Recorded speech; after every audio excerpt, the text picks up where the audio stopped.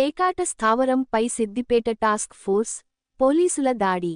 43,099 రూపాయలు, రూపాయలు, 9 మొబైల్ ఫోన్లు, 9 మోటార్ సైకిళ్లు స్వాధీనం చేసుకున్నారు. హుస్నాబాద్ పోలీస్ స్టేషన్ పరిధిలోని దేవేంద్ర నగర్ గ్రామ వడ్లూరి లక్ష్మణ్ పశువుల కొట్టంలో కొంతమంది వ్యక్తులు కలసి పేకాట ఆడుతున్నారని నమ్మదగిన సమాచారంపై సిద్దిపేట టాస్క్ ఫోర్స్ పోలీసులు, హుస్నాబాద్ పోలీసులు వెళ్లి రైడ్ చేసి 10 మందిని అదుపులోకి తీసుకున్నారు. వారి వద్ద నుండి 43,099 రూపాయలు, 9 మొబైల్ ఫోన్లు, 9 సెల్ ఫోన్లు స్వాధీనం చేసుకున్నారు.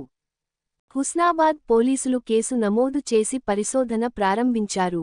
పేకాట ఆడిన వారి వివరాలు: 1 దొంతరవేని ఐలయ్య తండ్రి కొమరయ్య, 2 బొర్రా శ్రీనివాస్ తండ్రి రాజయ్య, 3 చెన్నూరి శ్రీనివాస్ తండ్రి మల్లేశం, 4 కుట్లు రాజయ్య తండ్రి మల్లయ్య, 5 బసవేని సాగర్ తండ్రి బాలయ్య, 6 ఐపాక శ్రీనివాస్ తండ్రి రాజయ్య, 7 పత్రి మహేందర్ తండ్రి సోమయ్య, 8 మహమ్మద్ షబ్బీర్ తండ్రి అఫ్జల్ మియా, 9 వంటడుపాల వెంకటస్వామి తండ్రి రాజయ్య, 10 తూర్పాటి అనిల్ తండ్రి వెంకటయ్య.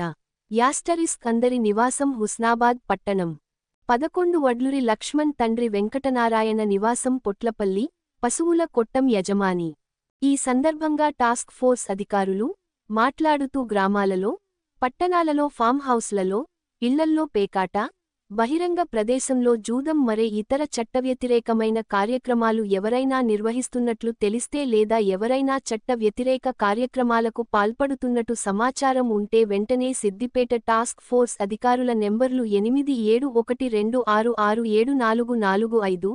8716667445, 871,26,67,446, 821,26,67,447లకు సమాచారం అందించాలని సూచించారు.